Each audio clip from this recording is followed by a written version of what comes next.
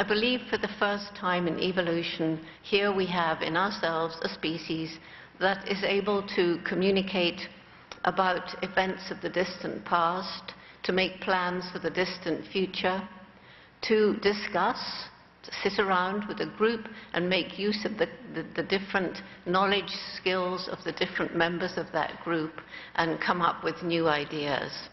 For the first time, we have a species where the young ones can be taught about things that are not present.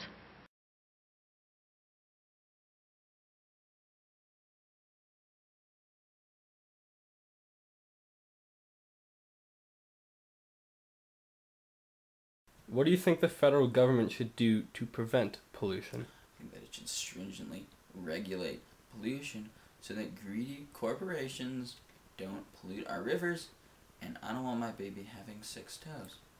What are your thoughts on the U.S. not ratifying certain environmental treaties? It's not even okay. Like in this day and age, the environment, nature basically provides 300 billion. No, it's 300 trillion. $300 trillion in services each year for free. We're talking about like pollinating things.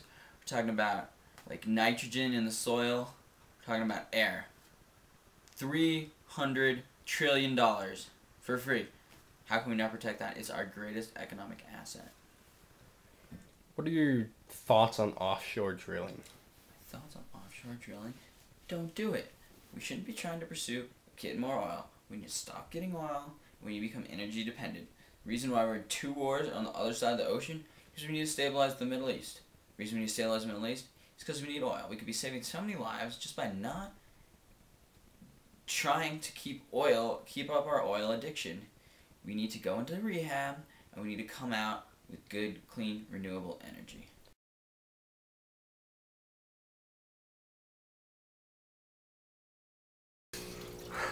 What do you think about the data that has been provided that humans are causing or affecting global warming? No such thing as global warming. It's called climate change, and humans are definitely part of the picture. And to say they're not is pretty asinine. How much trash do you think the United States produces in that ballpark estimate? Trash? Like, wow. Garbage. An awful lot. Hundreds of millions of tons.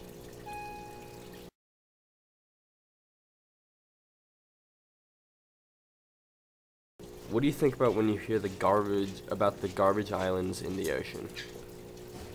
Flotsam, flotsam, flotsam, flotsam. It's called flotsam.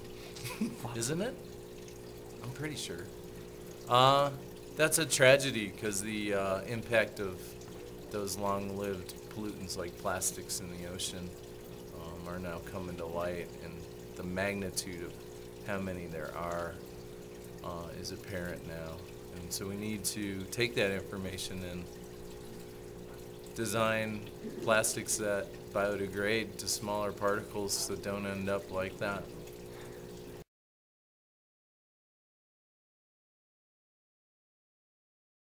What are your thoughts on offshore drilling? Well, obviously after the huge disaster this summer, more regulation and kind of teeth in the regulations to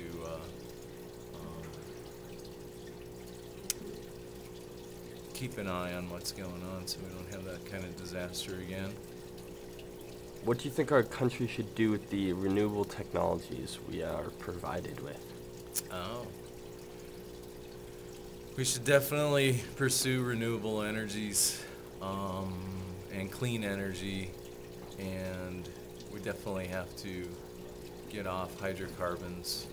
It will take a huge initiative to do that, and it's beyond just subsidies and things like that. Eventually it has to become a for-profit industry, and we should be working on models to push that. Since the end of the 19th century, global average temperatures have warmed nearly 1.5 degrees Fahrenheit. Many wonder why we should worry about such seemingly small increases of temperature. However, even small changes in average temperature produce very large and more noticeable changes in weather and climate extremes. It stands to reason that in a warmer climate there will be more very hot days and fewer very cold days. For precipitation, there is also a temperature-related connection. As more moisture evaporates from the warming oceans, the warmer atmosphere can hold that increased moisture, and when that moisture gets caught up in a storm, there is a greater moisture source for precipitation. Therefore, we typically see a greater intensity of precipitation in a warmer climate. That is, greater daily rainfall totals, or when it rains, it pours. Exactly these kinds of changes have been documented in the observations, namely more heat extremes and fewer cold extremes, and increases in precipitation intensity. Additionally, the shift to warmer temperatures has also produced an increase in daily record high temperatures compared to daily record low temperatures over the U.S., with this ratio currently being about 2 to 1. Things like the absurd use of chemical pesticides and fertilizers and the continuing use of such things, even when it's been proven beyond all possible doubt that they can lead to cancer or other diseases which plague us at this time.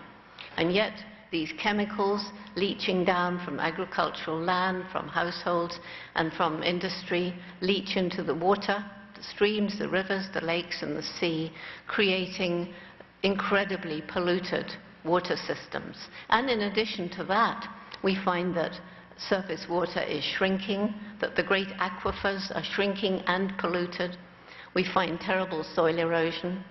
We know that the great rainforests and the woodlands around the planet are disappearing at an incredibly fast rate, and that this, particularly in the tropics, is leading to desertification, soil erosion, and hunger. We know that we're losing biodiversity. We know that entire ecosystems are being destroyed. We do not yet know the effect which may be caused by removing one small and seemingly insignificant creature from an ecosystem, and yet there have been demonstrations of how this can lead to a complete collapse of an ecosystem, because remove one thing which turns out to be the main food of another, which turns out to be the main food of another, and so you work your way up the food chain and can cause some kind of terrible collapse of a whole ecosystem, as has happened from time to time. We know about the greenhouse gases. We certainly know about the effect of burning fossil fuel. It's less widely realized that a larger percentage of greenhouse gas is caused by the methane which results from intensive farming of animals for food, that methane accounts for more of the greenhouse gases than all the cars around the world put together. And of course, not only does this intensive farming of animals lead to the production of methane, but large areas of wilderness are continually being destroyed to create new agricultural fields to grow corn, to feed the animals, or grazing for cattle. It's very wasteful. It's wasteful of water. And